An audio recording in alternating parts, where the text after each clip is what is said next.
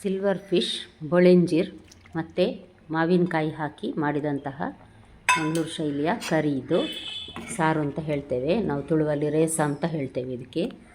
ನಮಸ್ತೆ friends, good food land ಚಾನಲ್ಗೆ ನಿಮಗೆಲ್ಲರಿಗೂ ಆತ್ಮೀಯ ಸ್ವಾಗತ. ಸರಿ, ಹಾಗಾದರೆ ಹೇಗೆ ಮಾಡುವುದೆಂದು ನೋಡುವ.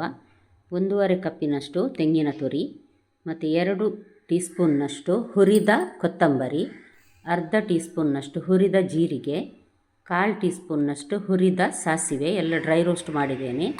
ಮತ್ತೊಂದು 1/4 ಟೀ ಸ್ಪೂನ್ ಮೆಂತೆ, ಅರ್ಧ ಟೀ ಸ್ಪೂನ್ನಷ್ಟು ಕರಿಮೆಣಸು, ಸಣ್ಣ ತುಂಡು ಈರುಳ್ಳಿ, 2 ಬೆಳ್ಳುಳ್ಳಿ ಮತ್ತು ಒಂದು ಅರ್ಧ ಲಿಂಬೆ ಗಾತ್ರದಷ್ಟು ಹುಳಿ ಸ್ವಲ್ಪ ಹಾಕಿದರೆ ಸಾಕು, ಯಾಕಂದರೆ ಮಾವಿನಕಾಯಿ ಹಾಕ್ತೇವೆ ನೋಡಿ. ಹಾಗಾಗಿ ಇದನ್ನು ಗ್ರೈಂಡರಲ್ಲಿ ನುಣ್ಣಗೆ ಅರೆದು ತಂದಿದ್ದೇನೆ ನೋಡಿ ನಾನು. ಇದಕ್ಕೆ ರುಚಿಗೆ ತಕ್ಕಷ್ಟು ಉಪ್ಪು ಹಾಕಿದ್ದೇನೆ. ಒಂದು ಅರ್ಧ ಈರುಳ್ಳಿಯನ್ನು ತೆಳುವಾಗಿ ಕಟ್ ಮಾಡಿ ಇದಕ್ಕೆ ನೋಡಿ ಹಾಕಿದ್ದೇನೆ. ಮತ್ತೊಂದು 2 ಚಮಚದಷ್ಟು ಸಣ್ಣ ಚಮಚ ತೆಂಗಿನ ಎಣ್ಣೆ, ಒಳ್ಳೆ ಪರಿಮಳ ಮತ್ತು ರುಚಿ ಕೊಡ್ತದೆ, ಅದಕ್ಕೋಸ್ಕರ.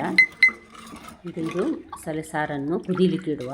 ಇದು ಚೆನ್ನಾಗಿ ಕುದೀಲಿ, ಅಷ್ಟರವರೆಗೆ ಮಾವಿನಕಾಯಿಯನ್ನು ನಾವು ಸಣ್ಣಗೆ ಕಟ್ ಮಾಡಿ ರೆಡಿ ಮಾಡುವ.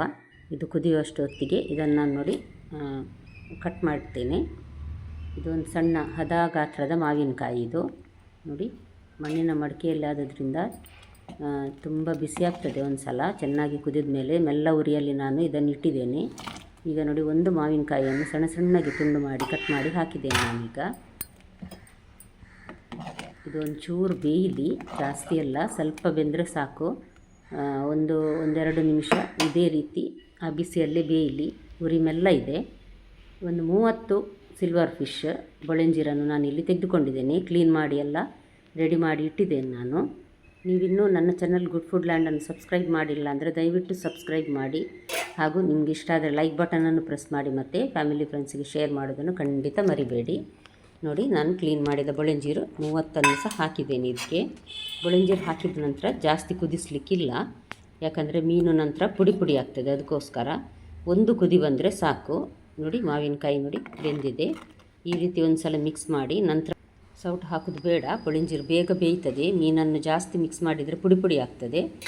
ನೋಡಿ, ರೆಡಿ ಆಯಿತು ಬೊಳೆಂಜೀರು ಮತ್ತು ಮಾವಿನಕಾಯಿಯ ಸಾರು. ತುಂಬ ರುಚಿಯಾಗಿರ್ತದೆ, ಸ್ವಲ್ಪ ಮಾವಿನಕಾಯಿ ಟೇಸ್ಟಲ್ಲಿ. ಹಾಗಾಗಿ ಖಂಡಿತ ನಿಮ್ಮ ಮನೆಯಲ್ಲಿ ಸಹ ಒಂದು ಸಲ ಟ್ರೈ ಮಾಡಿ ನೋಡಿ. ಈಗ ಮಾವಿನಕಾಯಿ ಹೆಚ್ಚಾಗಿ ಸಿಗ್ತಿರೋದ್ರಿಂದ ಒಂದು ಸಲ ಟ್ರೈ ಮಾಡಿ ನೋಡಬಹುದು.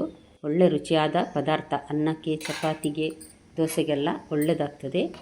ಇವತ್ತಿನ ರೆಸಿಪಿ ನಿಮ್ಗೆ ಇಷ್ಟ ಆಗಿರ್ಬೋದು. ಹಾಗಾದರೆ ನಾಳೆ ಹೊಸ ರೆಸಿಪಿಯೊಂದಿಗೆ ನಿಮ್ಮನ್ನು ಮತ್ತೆ ಭೇಟಿ ಆಗ್ತೇನೆ. ನೋಡಿದೆಲ್ಲ ವೀಕ್ಷಕರಿಗೆ ಧನ್ಯವಾದ.